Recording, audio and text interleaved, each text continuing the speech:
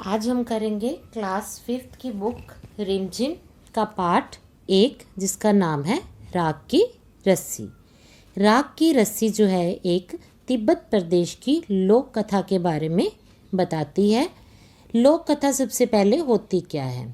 जिस इलाके में कोई भी कहानी प्रसिद्ध होती है, उस इलाके के लोगों द्वारा जो कहानी सुनाई जाती है उसे क्या कहते हैं? हम लोक कथा कहते हैं। जिस प्रकार से आपके दादा दादी ने, आपके माता पिता जब छोटे होते थे उन्हें कुछ कहानियाँ सुनाई थी, वही कहानियाँ जब आपके माता पिता आपको सुनाते हैं तो वो क्या बन जाती हैं? लोक कथाएँ बन जाती हैं। तो तिब्बत प्रदेश जो है वो भारत के ऊपर की तरफ स्थित है। तिब्बत प्रदेश में लगभग 1500 से करीब झीलें पाई जाती हैं। तिब्बत एक पठार है जो कि ना तो मैदान एरिया होता है, ना ही कोई माउंटेन्स या फिर पहाड़ होते हैं। यह उनके बीच का स्थान होता है। जिस प्रकार से हम कहाँ पे रहते हैं? मैदानी एरिया में रहते हैं।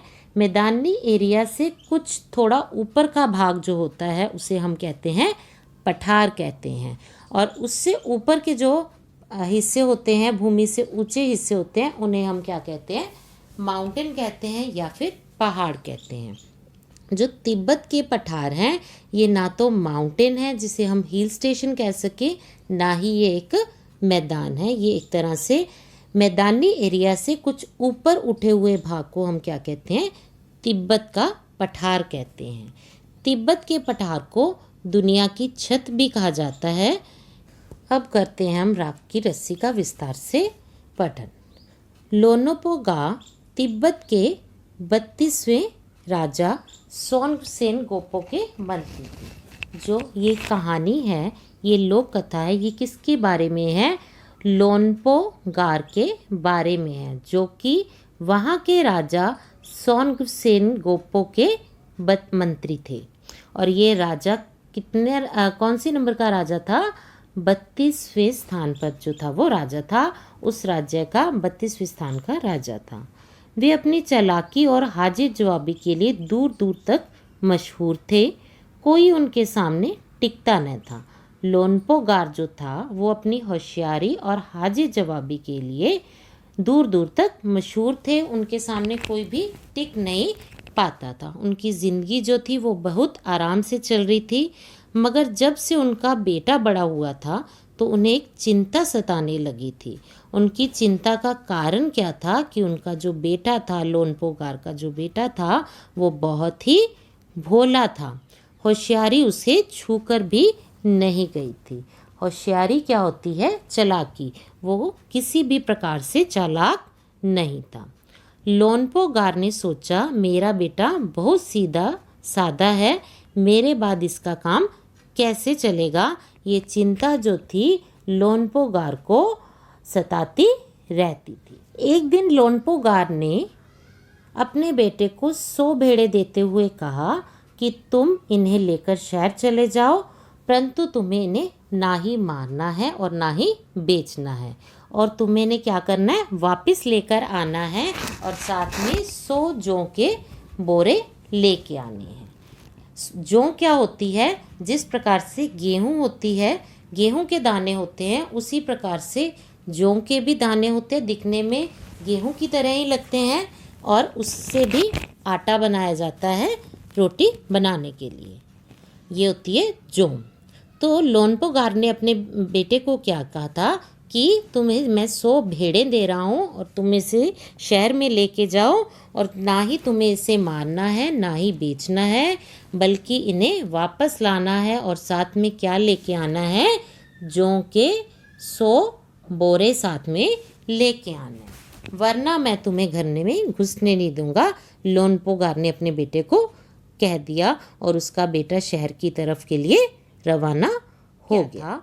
लोनपोगार का बेटा शहर पहुंच गया, मगर इतने बोरे जौ खरीदने के लिए उसके पास रुपए तो थे नहीं। तो वो सोचने विचारने के लगा और एक सड़क के किनारे पर बैठ गया, परंतु उसे कोई भी हल समझ में नहीं आ रहा था, जिससे वो दुखी हो गया। तभी एक लड़की उसके सामने आकर खड़ी हो जाती है और उससे पूछती है कि तुम इतने दुखी क्यों हो। लोनपोगार के बेटे ने अपना हाल कह सुनाया उसे कि मुझे ये परेशानी है। तो उसने लड़की ने कहा कि इसमें इतना दुखी होने की कोई बात नहीं है, मैं इसका हल निकाल दूँ। इतना कहकर लड़की ने क्या किया कि भेड़ों के बार उतारे और उन्हें बाजार में बेच दिया। जो रुपए मिले उसने उनसे 100 जौ के बोरे खरीद कर वो अपने घर वापस चला जाता है, वो लड़का लोनपोगार का। तो लोनपोगार के बेटे को लगा कि अब उसके पिताजी जो हैं वो बहुत खुश। लोनपोगार का बेटा जब घर वापस जाता है 100 जौ के बोरे खरीद कर, ठीक है, तो लोनपोगार सोचता है कि अब तो मेरे पिताजी जो हैं वो बहुत खुश होंगे, परंतु उसके पिताजी खुश नहीं होते और उठकर कमरे से बाहर चले जाते हैं। दूसरे दिन क्या होता है, वे अपने बेटे को अपने पास बुलाते हैं और कहते हैं कि पिछली बार के तरह तुम भेड़ों के बाल उतार कर बेचना मुझे ज़रा भी पसंद नहीं आया, कि जिस प्रकार तुमने पिछली बार भेड़ों के बाल उतार कर उन्हें बेच दिया वो मुझे बिल्कुल भी पसंद नहीं आया है। अब तुम क्या करो, दोबारा इन भेड़ों को बाज़ार में लेके जाओ और वापस आते वक्त साथ में 100 जौ के बोरे भी लाना और इन भेड़ों को भी वापस लाना है।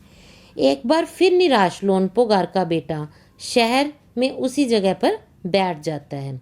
न जाने क्यों उसे यकीन हो जाता है कि वो लड़की उसकी मदद करने के लिए ज़रूर आएगी, और हुआ भी ऐसा, वो लड़की वहाँ पर उसकी मदद करने के लिए आ जाती। मुश्किल को सुना और कहने लगी कि अब तुम इन भेड़ों को वापस भी लेकर जाना और 100 के जो बोरे भी खरीद कर लेकर जाना।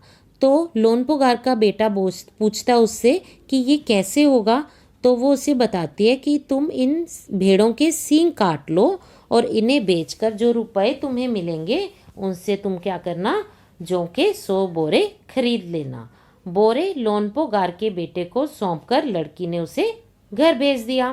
भेड़े और जौ के बोरे पिताजी के हवाले करते हुए लोनपोगार का बेटा बहुत खुश था। उसने विजयी भाव से अपनी सारी कहानी कह सुनाई। विजयी भाव क्या होता है, जीत की भावना, कि मैं अब आपने जो कहा था कि भेड़ें बेच के भी नहीं आनी है और 100 जौ के बोरे लेके आने हैं, वो मैं पूरा काम करके अब वापस आया हूँ। तो वो अपने आप को क्या महसूस करता है कि मैं अपने कार्य में विजयी हुआ हूँ, अपने कार्य में मुझे जीत हासिल हुई है, इसलिए वो बहुत खुश होता है लोनपोगार का बेटा। यह सुनकर लोनपोगार अपने बेटे से बोले कि उस लड़की से कहना कि वह हमें 9 हाथ लंबी राख की रस्सी बनाकर दे। उनके बेटे ने लड़की के पास जाकर अपने पिता का संदेश कह सुनाया। तो लड़की ने एक शर्त रख दी कि मैं रस्सी तो बना लूँगी, मगर तुम्हारे पिता को वह कहाँ पहननी पड़ेगी, अपने गले में पहननी पड़ेगी। लोनपोगार ने सोचा ऐसी रस्सी बनाना तो असंभव है, इसीलिए लड़की की शर्त भी मंजूर कर ली उसने। अगले दिन लड़की ने 9 हाथ लंबी रस्सी ली और उसे पत्थर के सील पर रख दिया। सील क्या होती है, पत्थर का एक बड़ा लंबा सा टुकड़ा होता है।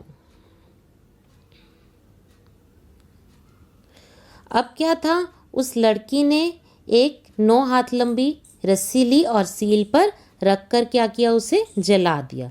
रस्सी जल गई, मगर रस्सी के आकार की जो राख थी वो उस सील पर बची रही। तो इसे वह सील समेत लोनपोगार के पास ले गई और उसे पहनने के लिए कहने लगी। लोनपोगार रस्सी देखकर चकित रह गया। वे जानते थे कि राख की रस्सी को गले में पहनना तो दूर, उठाना भी मुश्किल है, हाथ लगाते ही वह टूट जाएगी। जब भी हम राख को हाथ में उठाएंगे तो वो रस्सी जो है वो टूट ही जाएगी, क्योंकि वो एक मिट्टी का ढेर हो चुकी है, राख बन चुकी है। लड़की की समझदारी के सामने उनकी अपनी चालाकी जो थी वो धरी रह गई। किसकी चालाकी धरी रह गई, लोनपोगार की। बिना वक्त गवाए लोनपोगार ने अपने बेटे की शादी का प्रस्ताव जो है वो उस लड़की के सामने रख दिया और धूमधाम से उन दोनों की जो है वो शादी करा दी। क्यों करवा दी, क्योंकि अब लोनपोगार को विश्वास हो गया था कि अब अगर ये लड़की मेरे बेटे के साथ रहेगी तो मेरे बेटे का जो है वो कुछ भी बुरा नहीं होगा, जो वो होशियार नहीं है, भोला भाला है, उसका काम आगे भी चल जाएगा, वो इस दुनिया में जी पाएगा। क्योंकि लोनपोगार को यही चिंता सता रही थी कि जब मेरे बाद मेरे बेटे का क्या होगा। क्योंकि उसका बेटा जो था वो बहुत ही सीधा साधा था, इसीलिए लोनपोगार चाहता था कि उसका बेटा शहर जाए और कुछ सीख कर आए, ताकि वो आगे की ज़िंदगी को अपनी आसानी से काट सके और जब वह उसके साथ नहीं होगा। तो जब उसे वह इतनी समझदार लड़की मिल गई तो लोनपोगार ने अपने बेटे की शादी का प्रस्ताव उसके सामने रखा और उन दोनों की शादी करवा दी। इस प्रकार से लोनपोगार जो था वो अपनी चिंता से मुक्त हो जाता है। ये तो था हमारा आज का पाठ, राख की रस्सी। आशा करती हूँ कि आपको बहुत अच्छे से समझ आ गया होगा। अगर आपको किसी भी प्रकार की कोई कन्फ्यूज़न है, कुछ समझ में नहीं आया इस पाठ के बारे में, तो आप मुझे कमेंट करके ज़रूर बताइएगा। मैं आपकी उस प्रॉब्लम को भी सॉल्व करने की ज़रूर कोशिश करूँगी। और इससे नेक्स्ट वीडियो में हम क्या देखेंगे कि इस पाठ के शब्द अर्थ देखेंगे और इस पाठ के जो प्रश्न उत्तर हैं उनके बारे में हम देखेंगे। अब ये हमने पढ़ा था राख की रस्सी, जो कि तिब्बत प्रदेश के बारे में था। अब हम देखते हैं कि तिब्बत प्रदेश के लोग कैसे हैं, तिब्बत प्रदेश है कहाँ, इसके बारे में हम देखेंगे, जो कि आपके पाठ के अंत में दिया हुआ है। दुनिया की छत, मतलब तिब्बत के पठार को क्या कहा जाता है, दुनिया की छत भी कहा जाता है। किसी भी लोक कथा को समझने के लिए वहाँ के जलवायु, रहन सहन, खान पान और संस्कृति को समझना भी उपयोगी होता है। कि हमें किसी जगह की लोक कथा को समझना है तो वहाँ के लोग कैसे हैं, वहाँ का रहन सहन कैसा है, जलवायु कैसी है, ये भी हमें पता होनी चाहिए जिस इलाके के बारे में हम लोक कथा सुन रहे हैं। राख की रस्सी जो शीर्षक लोक कथा है वो किसके बारे में है, तिब्बत प्रदेश के बारे में है, जो से हम कहते हैं दुनिया की छत। इसलिए दुनिया की छत क्यों कहा जाता है, क्योंकि यह बहुत ऊंचे पठार पर स्थित है। पठार जमीन के ऐसे भाग होते हैं जो मैदान से ऊंचा और पहाड़ से नीचे होते हैं। तिब्बत के पठार पर खड़े हैं ऊंचे ऊंचे पहाड़ जो हिमालय का हिस्सा है। तिब्बत के पठार के ऊपर जो ऊंचे ऊंचे पहाड़ खड़े हैं वो किसका हिस्सा माने जाते हैं, हिमालय पर्वत का हिस्सा माने जाते हैं। इन पहाड़ों की एक खासियत यह है कि ये कई रंगों के दिखते हैं, जैसे भूरे, नीले, पीले, गुलाबी, हरे, वैसे ही दिखते हैं जिस प्रकार छोटे बच्चे चित्र बनाते हैं जब पर्वतों का, पहाड़ों का, और उनमें रंग भरते हैं। इन पथरीले पहाड़ों में तरह तरह की मिट्टी है, खनिज पदार्थ हैं। सूरज की बढ़ती और घटती किरणों के पड़ने से इन पहाड़ों में जो है वो अनोखे रंग चमकने लगते हैं। तिब्बत की हवा में नमी जो है वो बहुत कम है। यहाँ बरसात और बर्फ़बारी बहुत कम होती है। मौसम जो है वो बहुत खुश्क रहता है, जिससे यहाँ पर पेड़ पौधे भी नहीं होते। तिब्बत का पूर्वी भाग ही ऐसा है जहाँ पर घने जंगल पाए जाते हैं। तिब्बत के कौन से भाग में जंगल पाए जाते हैं, पूर्वी भाग में। उन जंगलों में पेड़ पौधों, पशु पक्षियों की दुर्लभ किस्में पाई जाती हैं। तिब्बत पठार की जो मिट्टी है वो कैसी है, रेतीली है, कहीं पर पीली है, कहीं लाल है तो कहीं काली है। तिब्बत में 1500 के करीब झीलें पाई जाती हैं। ये झीलें बनती हैं पहाड़ों की बर्फ़ पिघलने से। झीलें किससे बनेगी, जो पहाड़ों पे बर्फ़ बनी हुई है उनके पिघलने से बनती है। इनमें मानसरोवर झील का नाम जो है वो बहुत है। यहीं से सांगपो यानी ब्रह्मपुत्र नदी निकलती है। काफ़ी ऊंचाई पर बसा होने के कारण जो तिब्बत प्रदेश है वो बहुत ठंडा प्रदेश है। सर्दी में यहाँ पर ऐसे लगता है जैसे किसी ने हमें कहाँ डाल दिया हो, फ्रिज के अंदर डाल दिया हो। जैसे फ्रिज के अंदर डालने से हमें बहुत ठंड लगती है, उसी प्रकार से वहाँ का वातावरण होता है।